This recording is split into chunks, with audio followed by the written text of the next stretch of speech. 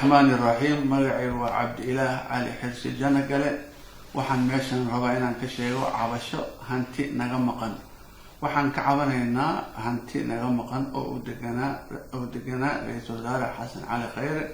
cabashadaas oo ballan oo nooga baxay Xasan Cali Khayre ballantan waxay tahay guri aan ku leenahay agagaarka madaxtooyada gurigaas oo ay soo degi jireen ra'iisul wasaarayaasha ka horeeyay Xasan Cali Khayre asagana oo kii ugu dambeeyay oo noqon doono ko u degi doono ra'iisul wasaaraha cusub محمد حسين روبلة صوبت عبشة أنا وقلنا وحاويه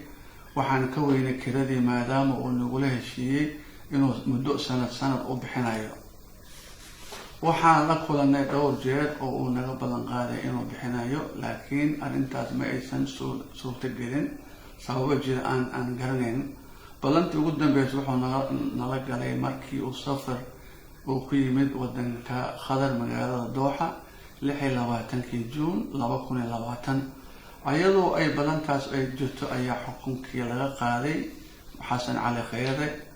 xukunka markii laga qaaday waxaan la xiriirnay dad wasiirada ka tirsan federaalka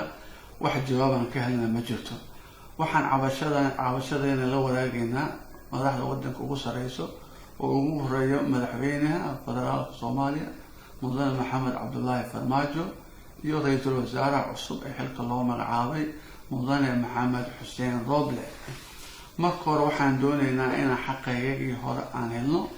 haddii aan helno xaqaygii hore waxaan u baahanahay in guriyahayagii noo soo celiyo ama sida ay tahay oo heshiiska nagula galo lacagtan lagu siiyo waxaan u sheegaynaa ummadda Soomaaliyeed aan ka hor cadeynaynaa in aan muddo badan aan dulmi aan lagu hayay dulmigaasna uu weli taagan yahay annagu kaliya dadka dulmiga lagu hayo waxaan u rajeynaynaa dadka kale oo annagoo kala dulman in xaqooda loo soo celiyo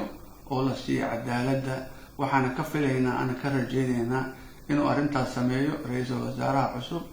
Maxamed Xuseen Roble waxaan ku rajeynaynaa inuu Ilaahay ku fududeeyo xukunkaada aana noqotid mid ku guuleysto wassalaamu calaykum wa rahmatullaahi wa barakaatuh